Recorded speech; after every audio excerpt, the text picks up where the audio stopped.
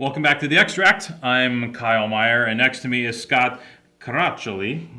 Thank you, Kyle. How was that? That was pretty close. How do you say it? Caraccioli. You Caraccioli? can put a lot of Italian guests on it if you want. Caraccioli's like all American. Like, we interview a lot of Italian guys, right? And they're like Italian. You're American. Yeah, well, we can make it as much Italian as you want. Let's Okay, get that's good. But I didn't want to make it too Italian because it sounds like Prosecco or something like that. Anyway, the deal is, earlier this afternoon, literally, I'm going to tell this real time, Scott walked in, latest releases of these sparkling wines, and it was one of those things where like tape just stopped. It was like, and everything just like went slow-mo, matrix.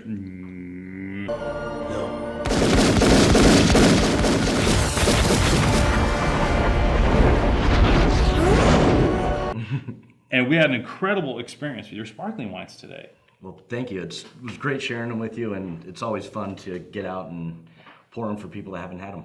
Yeah, no, it was stupid. Because, we tasted, I think, I tasted the first or second vintage of these wines. You've come a long way, baby. Yeah, it's been a fun 4 years since we've been released, and we're on our fourth vintage of bubbles, everything out of the Highlands, so we're definitely happy with where we're at now. Yeah, so it's SLH, Santa Lucia Highlands, and you have some serious winemaking behind you. Tell that story. Yeah, my father and uncle had the opportunity to team up with Michel Salg, who was the founding winemaker at Roeder Estate, and he basically had retired and was kind of just doing his own thing. And with my father's vision in terms of philosophy and where he wanted to go and Michel's ability to get there, it was kind of a match made, and they started doing things right in '06 and sourcing from the neighbors, which was Talbot Sleepy Hollow, and planted 124 acres 2 years later. You guys planted 124 acres. Yeah. And no kid. Okay, we didn't talk about this earlier. It's really? Yeah, right next to Sleepy Hollow. Literally, we share a dirt road and a fence, and that's why we chose Sleepy Hollow to source from. We always had, that was really what started the project, was us having the ability to develop that land and plant Pinot and Chardonnay with the ultimate goal of doing grower vintage bubbles. Now, okay, but that's crazy. The ultimate goal of grower vintage bubbles. Whose idea was this? Was this your dad's? Does he? Yeah, my father and my uncles, and it was just really... Because no one else has done this in this neck of the woods, as you know. I think that's part of what got him wanting to do it, was to use the Pinot and the Chardonnay that thrives and is killer out of the Highlands, and do something a little bit different with it. And then keeping everything vintage, not doing a non-vintage product, really allows us to show place and time in a bubble's expression. Yeah. And what made Michel so geeked to jump on this? The fact that, because no sparkling wine had been made from this neck of the woods, really. Yeah, I think for him it was twofold. When he came from France to start Roeder Estate, they were looking at Sonoma, Anderson Valley, Monterey County. Yeah. Michel always really would have went to Monterey County if he had his way. Oh, really? Okay. So he always had a soft spot in his heart for Monterey County. Interesting. Okay. Anyway, and then when we kind of came to him with the project and told him we wanted him to do it his way with kind of his choice of equipment and aged on the lease for 4 years, whatever he thought was best, and we just kind of said yes to it. He got really excited pretty fast.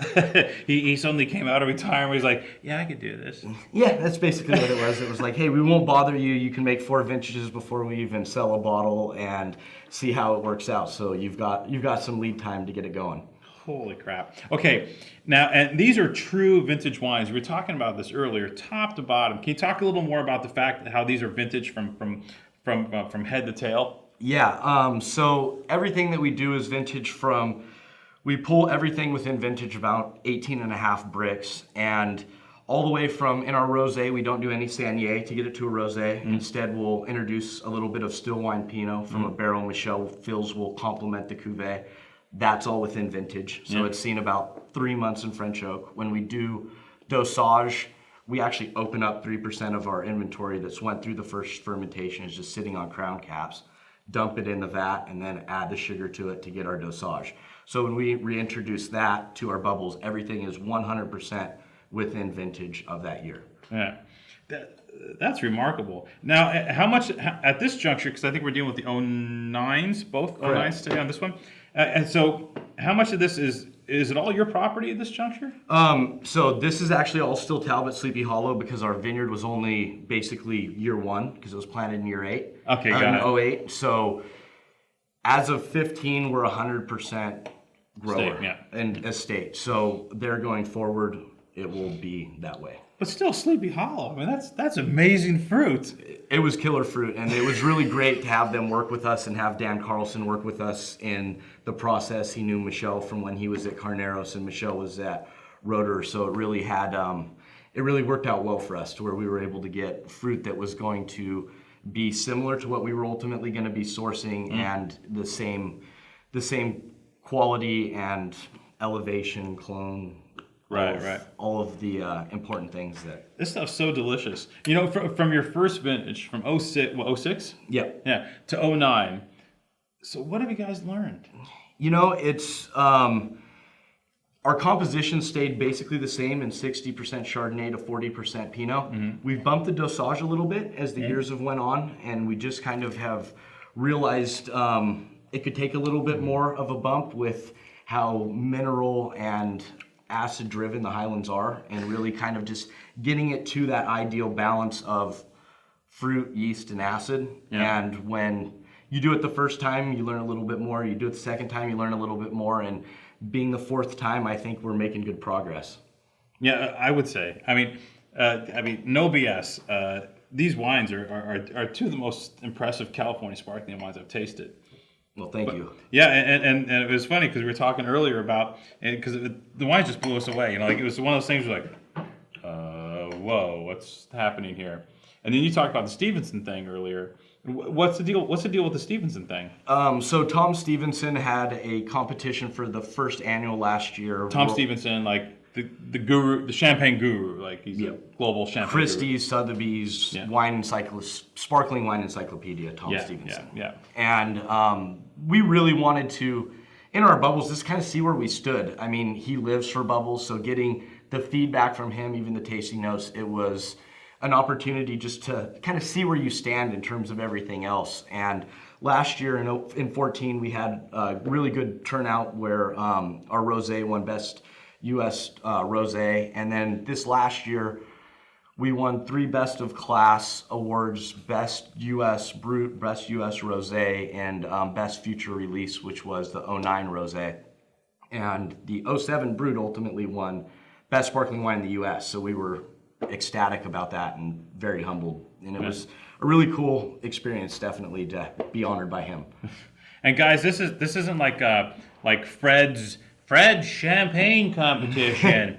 This is one of the main guys of Champagne. There's 3 judges on the panel, right? It's Tom Stevenson, who's one of the greatest champagne palates in the world. Essie Avalon and Tony Jordan. Right, and Essie, she's a master wine? Yeah, and she does the Sotheby's book with Tom and Christie's book with Tom. So she's the co-editor on it. So you got 3 of the best, most informed champagne palates in the world, tasting through a bunch of stuff blind. Yep. And you guys win the gig. Yep. Like in your 4th year. Yeah. It was. I can't even really put it into words. We never anticipated that would happen. You know, went over to London and went to the awards ceremony, and it was a very humbling experience. So actually went to London, plaque, photo. Yep. And it was surreal until today. It's still kind of surreal to me. You guys were kind of smart cookies for setting up shop in SLH. Yeah, I think it has the acid and the ability to grow top tier Pinot year to year. Yeah. So you can really make a vintage bubbles without having to rely on older cuvées. And I think that's really what the Highlands affords you. It has the acid every year. And when you pull early, you get a little bit different expression, which is great and really what we wanted to showcase. Plan in the future, maybe some non-vintage, like reserve wine type stuff coming out? Or are you going to stick to vintage and just keep rolling the way you're rolling right now? It'll always be all vintage. Yeah, Michelle's a stickler for it. It'll always be 2,500 cases, total production bubbles. It'll always be vintage. I'm not going to waver on that. When we do that, quality is going to give, and I don't want, and Michelle doesn't want to do that. We set out to make the best bubbles we could off that site, and I don't want to go backwards now. Yeah. Scott, like seriously impressive bubbles, dude.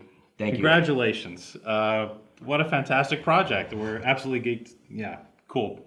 Very cool. Thank you very much. Cheers. Cheers.